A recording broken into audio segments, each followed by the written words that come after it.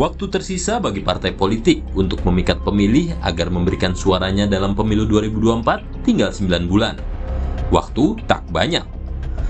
Sebanyak 18 partai politik peserta pemilu yang telah lolos verifikasi perlu mengambil langkah-langkah strategis dan juga terus mengevaluasi strateginya agar mendapatkan hasil gemilang di pencoblosan suara yang akan berlangsung tak lama lagi, yaitu 14 Februari 2024 mendatang. Hasil survei Kompas yang dilakukan secara periodik setiap 4 bulan sekali menunjukkan popularitas, akseptabilitas, dan elektabilitas parpol sangat dinamis dan strategi yang diambil parpol sangat menentukan. Terkait popularitas, partai lama yang memiliki kursi di DPR ternyata bisa dengan cepat dikejar partai yang tidak memiliki kursi di DPR. Partai baru pun dalam waktu relatif singkat ada yang melejit. Sebaliknya, ada yang stagnan bahkan merosot.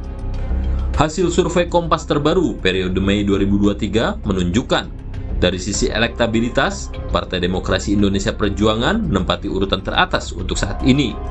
Akan tetapi, dari sisi popularitas atau paling banyak diketahui, posisi teratas justru diraih Partai Golkar. Sementara itu, partai politik yang paling banyak disukai adalah Partai Demokrat. Partai yang tidak memiliki kursi di parlemen pun terus membayangi partai yang sudah memiliki kursi di parlemen. Tingkat popularitas Partai Perindo misalnya mencapai 73,7%, berada sedikit di belakang Partai Nasdem dengan 76,7%. Popularitas Partai Bulan Bintang 54,2% terus mengejar Partai Keadilan Sejahtera dengan 60,8%. Partai baru masih harus terus menggenjot popularitasnya. Namun, tidak bisa diremehkan karena popularitasnya terus meningkat. Tingkat popularitas Partai Buruh misalnya sudah mencapai 30,3%. Padahal pada Januari 2023 baru 21,4%. Begitu pula Partai Gelora, saat ini mencapai 20,4%. Padahal pada Januari 2023 baru 14,7%.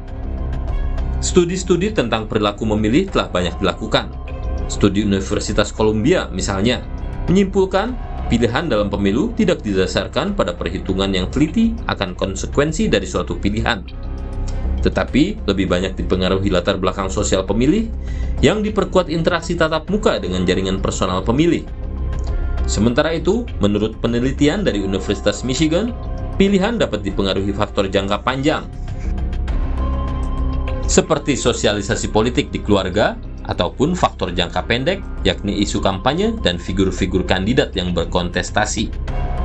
Ada juga teori The Rational Voter Model yang menyimpulkan pemilih justru makhluk rasional yang memilih berdasarkan perhitungan probabilitas dan membanding-bandingkan alternatif pilihan yang ada dan membuat kalkulasi.